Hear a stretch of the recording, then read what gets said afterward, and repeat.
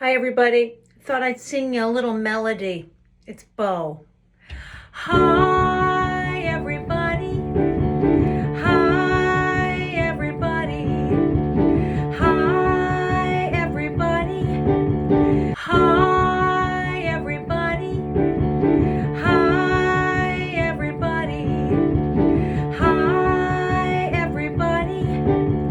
How are you doing? How are you doing? How are you doing today?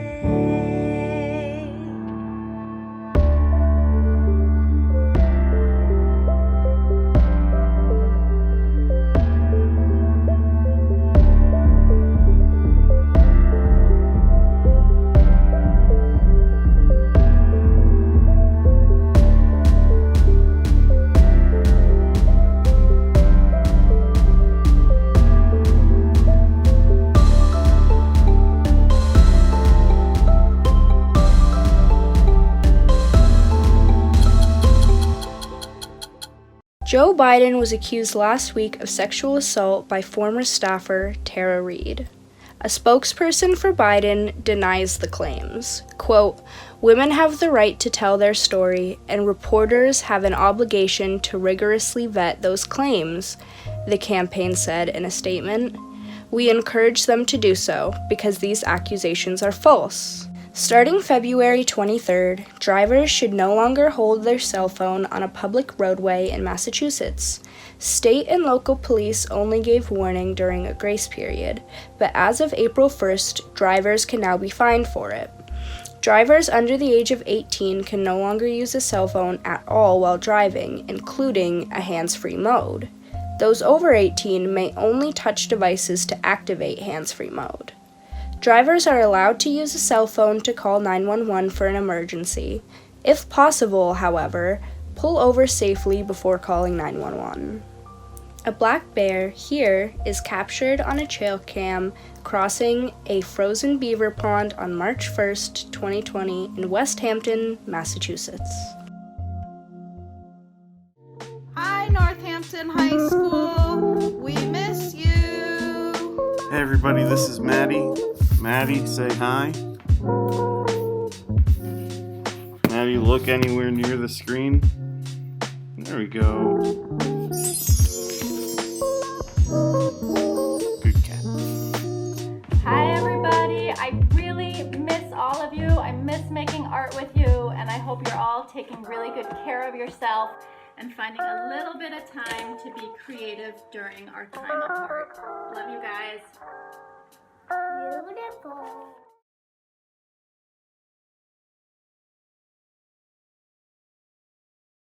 Hi, I'm Katie, and welcome to What's Left, a new segment where I show you recipes you can make with any amount of skill and from things you definitely have in your pantry. Today we will be making fancy ramen using just instant ramen and some other simple ingredients. For our ingredients, you'll need spinach, an egg, sesame seeds, a meat, I use chicken, and of course your ramen packet. Note that you can use any vegetables or toppings or meat substitute that you want. So first I started with the chicken. I poured some olive oil into a hot pan and then added the chicken. All you have to do is some mixing and let it cook. For the chicken, I only put salt and pepper on it just because I wanted it to be basic and easy. Then you put your egg into cool water in a pot. The water should cover the egg. Turn the heat up high so the water boils. When the chicken is almost done, add in your spinach so it gets nice and wilted. Then fill another pot with cool water and add in your ramen. Bring that to a boil as well. After the water for your egg boils, let it simmer for 3 minutes for a nice soft boiled egg.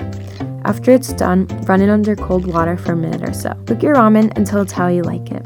Then add in the flavor packet from the package. Since this pot was deep, I had too much water and should have poured some out before adding the packet. Make sure you don't use too much water or your flavor will become unflavorful. Now we're going to peel the egg. I'm really bad at peeling eggs, so please do it better than this. Once it's peeled, cut it in half. The yolk should be nice and runny. Mine was a little firmer, but it's okay. Now put your ramen into a bowl and add all your ingredients. You can put your sesame seeds on top for some extra flair. Now you're all done. Enjoy your delicious ramen and make sure to tune in next week for another recipe. Thanks for watching. Hi everyone, welcome to the Nacho Show.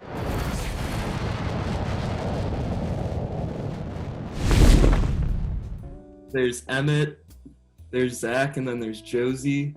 You guys are all part of the Northamptones, if I'm not mistaken. Correct. How have you guys been keeping yourselves occupied? I cracked out my Legos. I've been grinding my Legos. Nice, I respect Pretty that. fun. The Legos are kind of making a comeback. I know. Really? Yeah, I kind I'm of down found for that. Yeah, I was building stuff with them yesterday. It was great. I haven't played with Legos in like 10 years. It was like, how did you first join the Northamptons? I auditioned when I was in 8th grade, and I did not get in, but I got in going into sophomore year, and it was very fun last year, and it was very fun this year. I auditioned going into my sophomore year because I wasn't really singing earlier than that, and it just happened that it worked out, and it's been super fun, and we're all just like a big family, so it's really nice to just get to know everybody. And it's sad that we can't like see each other right now, but I was still trying to make us sing and everything at home, so yeah. I didn't try out my freshman year. My brother was in the group, and I was kind of intimidated by it, and it was a little scary. But I tried out my sophomore year and got in, and like Emma said, it's just been a lot of fun. And, How so? Like, all you guys say it's fun, but like, what makes it fun? Well, it's just the great thing about Northamptones and chamber choir and chorus is that you get to sing with incredible people for an hour and a half every day during school, which is kind of a blessing because school can kind of suck when it's doing more school activities. And doing something you love, like singing with a bunch of other people that love to sing, is one of the best things you can have during the day, in my opinion. Once you like get through the difficult parts of the music, you feel really accomplished doing everything, and it's just really fun to be with people that you grow with and learn with, and yeah. Like, what would you say is your favorite part of being in the Northamptones? Is it being with all the other people? Is it, making music that you wouldn't think would be possible without like other instruments, other than the human voice? Is it that you get to sing during school instead of, having another boring class? Performing it's honestly my favorite aspect of it. Like, obviously I love the singing and the music, but performing, just being on stage with all your friends, in front of friends, is really fun. Thanks for sticking with me. Stay safe and have a nice rest of your extended break. Hey everyone, I'm Matan. This week, me and Aaron sat down with a few of our friends who recently graduated high school to talk about their future career aspirations and paths. So when you were in high school, what were your like future goals? Like, what did you think you would do after high school? Going into it, like my freshman, sophomore year, since I'm in Atlanta, I wanted to be a veterinarian at UGA just because they have a really good school for that. And then towards like my junior, senior year, I don't know, like I guess like something just hit me. Like I didn't have the grades. It was like a 3.8 to a 4.0 GPA for what I wanted to do. I didn't have the grades, and I saw like one of my friends getting into drop shipping, and I was just asking about it. I was like, what is this? And he taught me everything. He did it for free. Like he was one of my best friends, so he taught me everything for free. And I kind of just opened up. I found Gary Vee, you know who that is. Yeah. I just started watching podcasts, like educating myself, reading books and stuff like that. And my whole life, like my perspective just switched. Like I didn't want to go to college for like 8-10 years or whatever it is to be a vet. And then come out and have like a wage job where I'm getting paid hour by hour. So I kind of just, I don't know, my thinking just changed, and I decided to go into like the e-commerce world just because it was growing. I was looking at the numbers, like everything was just growing. So it was an opportunity, and I jumped at it. So that's kind of how I went about things. My kind of career path path formed from doing the transcript. I didn't really even know like journalism. Like when I first joined Hamped Up junior year, I didn't even realize it was necessarily journalism. Right. And then once I did, that's kind of how I found my passion and how I realized like I wanted the next step of school to be specifically studying journalism. So I think in March of senior year, I was committed to Emerson. I knew that's where I was going to go. I knew my major. So I was kind of focused on just learning as much as I can and like taking the next step after high school to prepare myself for really what I want to do as a career. I think like kind of my whole life I was like, I want to go to school in Boston, I want to be in the city. So Emerson really seemed like the perfect fit, but I think I really failed to take in a lot of other factors into consideration. So I don't necessarily regret going to Emerson. I think it was a great experience and I learned a lot about myself, but I think like in the deciding where I wanted to go to school process, I think I wish I focused a little less on like, oh, it's journalism and it's in the city. I think like there are other factors that that go into your college experience that I didn't think about. So I'm at UMass Amherst. I'm studying journalism and communication. My career aspirations haven't changed.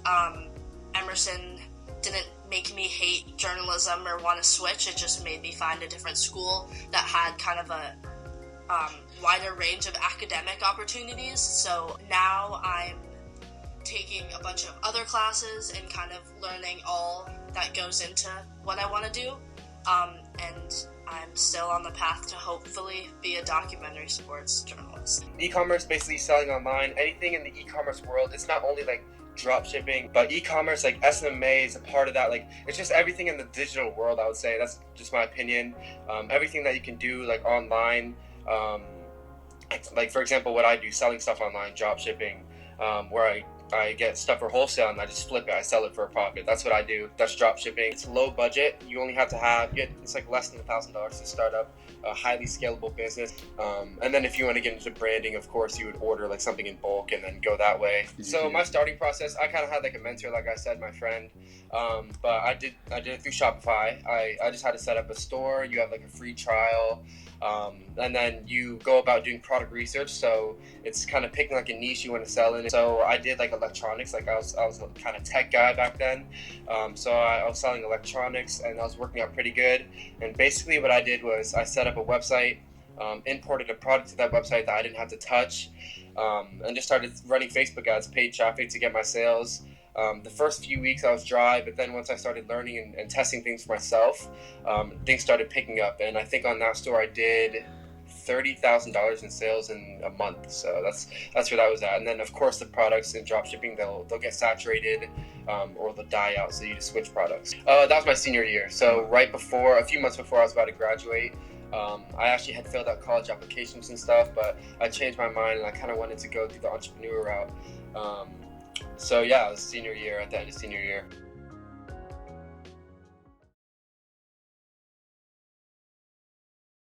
Y'all ready for this?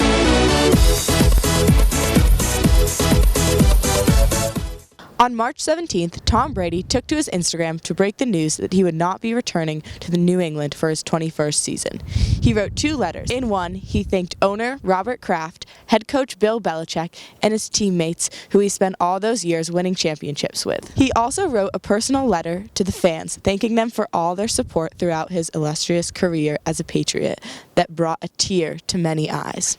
The next day, news broke that he was going to sign with the Tampa Bay Buccaneers, who are loaded with weapons on offense.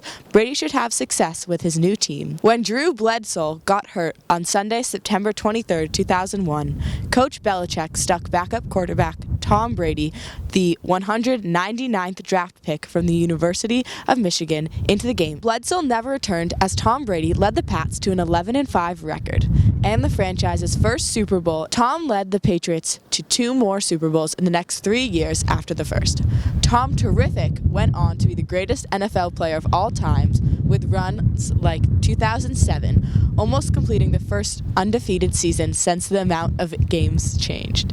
He went 18-0 with the Patriots and threw a then record 50 touchdowns. He wasn't done yet as he went on to bring the Pats to 2 more Super Bowls in the next 7 years, winning one in 2014 when Malcolm Butler intercepted Russell Wilson on the goal line with under 30 seconds left. Tom went into the 2016 season at 39 years old with doubt on his ability and legacy, with only 4 Super Bowls to his name. Tom shut everyone up and led his team to another Super Bowl, his 7th appearance in the big game, but he found himself down 28-3 headed into the 4th quarter. Tom came through again, leading the charge back to force overtime, where they ultimately won, giving Tom Super Bowl MVP. In 2019, Tom went on to win his final championship as a Patriot. He further cemented himself as the greatest of all time, and as I like to call him, Mr. Patriot. And here is Ben Fowler with his take on what the Patriots should do next season and beyond without Tom Brady. Now listen up, Patriots fans. We have to stink next year. Now please, hear me out. My Lord and Savior Bill Belichick, you too. We need to lose as many games as possible. Sorry, Jarrett Stidham. We can be competitive as long as we're not winning. Trust the process. If we have one of the 2 worst records in the league, we get a top 2 pick in next year's draft. There are 2 quarterbacks, Trevor Lawrence and Justin Fields, with Hall of Fame potential that could replace Tom Brady as the face of the franchise for 15 more years and hopefully deliver more rings to the City of Champions. I know it'll be unfamiliar territory, and it may hurt to watch our team struggle, but it will all be worth it if we get either of those elite gunslingers. 1 year at the bottom is better than 8 years of mediocrity. Belichick, please take my advice. Let Tom Brady win the divorce for a little. While he hangs it up in a few years, you can keep hoisting Lombardi trophies and forever cement that you could do it without him. When he's inducted into the Hall of Fame and his career is all a memory, you can still be on top of the world, further building your legacy with at least 1 ring on all 10 of your fingers.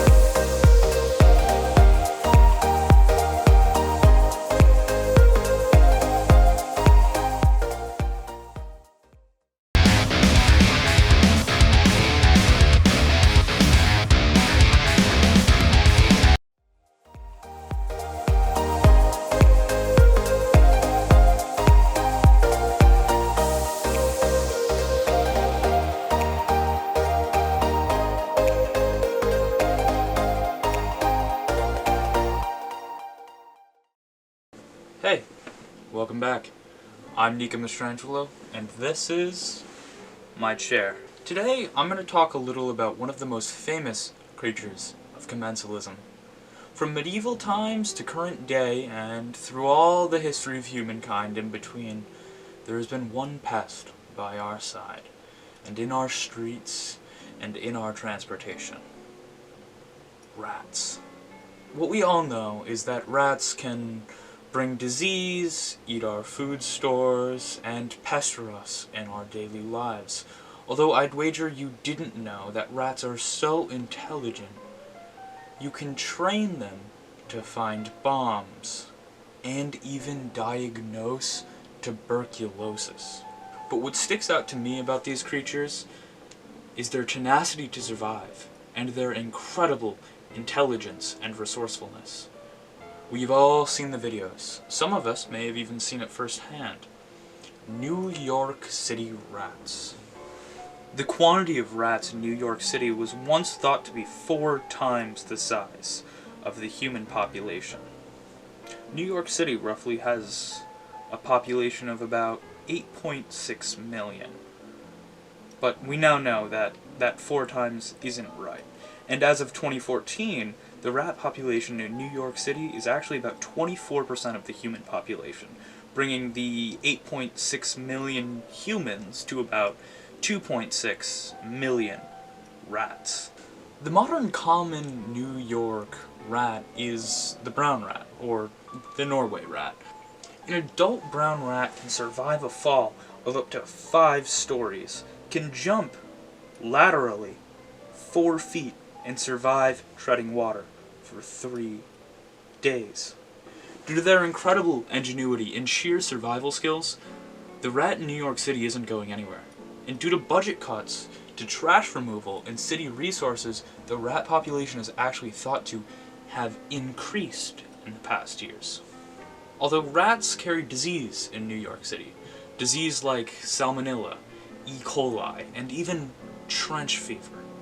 In Louisiana, rats have taken over the streets in the wake of massive shutdowns and social distancing. Now, knowing this, it is only natural to ask, is New York City next? Governor Cuomo is fighting a war against coronavirus, but is he ready for the ratpocalypse? That, I do not know the answer to. But, thank you guys for coming, and I hope you learned something. I'll see you next week. Jeremy here. I hope everybody is well and healthy, and I wanted to let you in on a cool little thing we're doing in partnership with Northampton Open Media and the Andrew Wooldridge Charitable Trust. We're going to put on a series of 4 weeks of photo and video contests. You don't need to be in my classes to participate.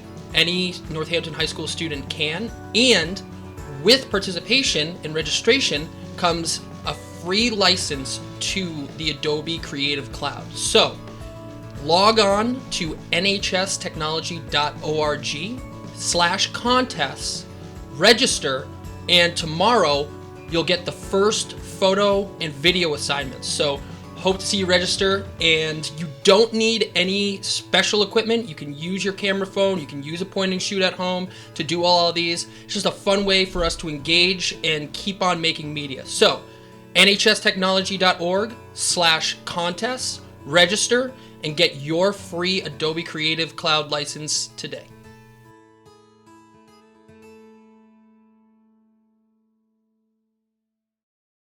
Skin